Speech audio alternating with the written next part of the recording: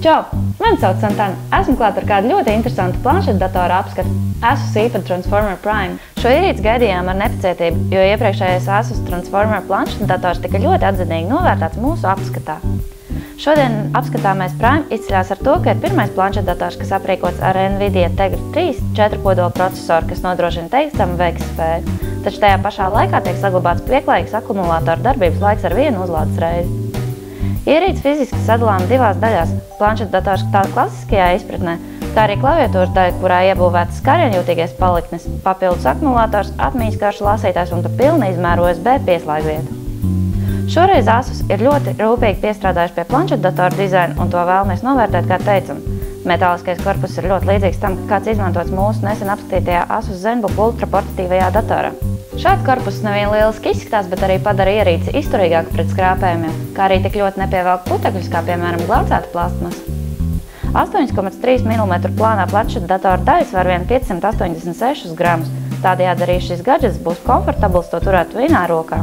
Uz ierīces atrodas tikai divi fiziski taustiņi, viens no tiem paredzēts atbloķēšanai, savukārt otrs skaļuma regulēšanai.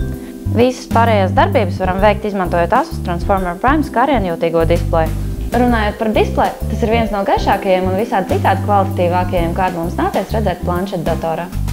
Super IPS Plus panelis nodrošina patiešām teicamu attēlu, kas pateicoties augstajam gaismuma līmenim pamanāms arī atrodoties ārpus telpām, spilgtākā saules gaismā. To, lai augstvērtīgais displejs tiktu pasargāts no skrāpējumiem, nodrošina Corning Gorilla Glass stikls. Displejs atbalsta populārās multitouch funkcijas un tas vienlaicīgi spēj atpazīt līdz pat 10 pirkstu pieskārnieniem. Tā izšķirtspēja ir 1280 x 800 pikseļi. Planšetdators var lepoties ar apvienotu austiņu un mikrofonu pieslēgvietu, vienu mikro HDMI pieslēgvietu, kā arī mikro SD atmiņas karšu lasītāju, iebūvēto mikrofonu un stereo skaļruni, kas priekš šādas ierīces nodrošina patīkamu skanējumu. Savukārt klaviatūras dokstacija, kā jau minējām, aprīkot ar vienu USB 2.0 pieslēgvietu un atmiņas karšu lasītāju. Abās iekārtas daļās atrodama arī apvienotā USB un lādētāja pieslēgvieta. Ierīces aizmugurē novietot 8 megapikseļu kameru, kura ir autofokus funkcija, kā arī LED zips puldze. Lai arī mūsu iepriekšējos apskatītajos planšetdatoros iebūvētās kameras nebija no tām sliktākajām, taču līdz vietāluņa attēlu kvalitātei tām vēl ir kur augt.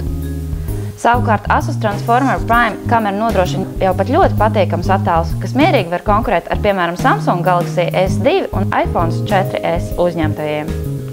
Šobrīd ierīce darbina Android 3.2.1 jeb Honeycomb operētāju sistēmu, taču tiek solīts bezmaksas atjauninājums uz jaunāko Android 4.0 jeb Ice Cream Sandwich versiju. Interesants ir dzīvās ekrāna, tāpēc ūdens līmenis krītas līdz ar akumulātora enerģijas. No aplikācijām vēlamies pieminēt Supernote, kas mums ļauj veikt piezīmes, jeb rakstīt kā ar pirkstu, tā arī fiziskās un virtuālās tastatūras palīdzību. Ar pirkstu palīdzību varam rakstīt pa visu displeju, un aplikācija mūsu rakstīto tekstu samazinās tā, lai tas ietilpst līnijās, tādējādi ietaupot vietu uz displeja.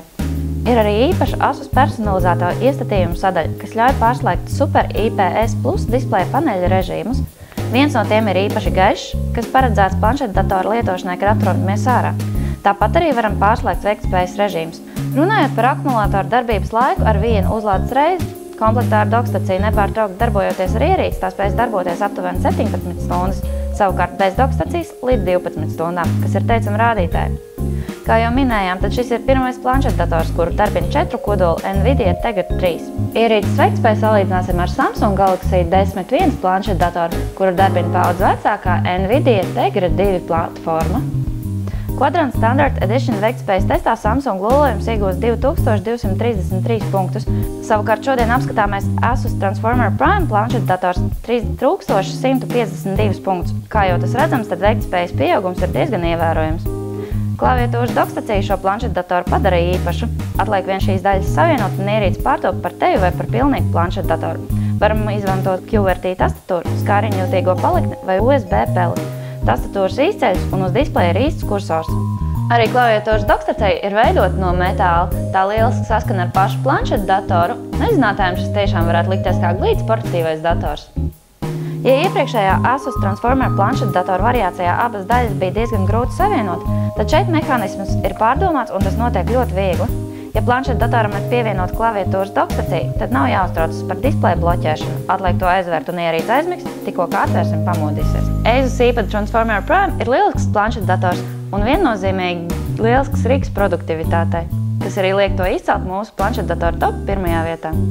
Kā vienīgo mīnusu varam minēt 3G savienojuma trūkumu, taču tā kā lielākajā daļā gadījumu šī planšetdatora īpašniekiem būs arī vietālrunis, 3G savienojumu varam izmantot, lai izveidotu tā saucamo hotspotu.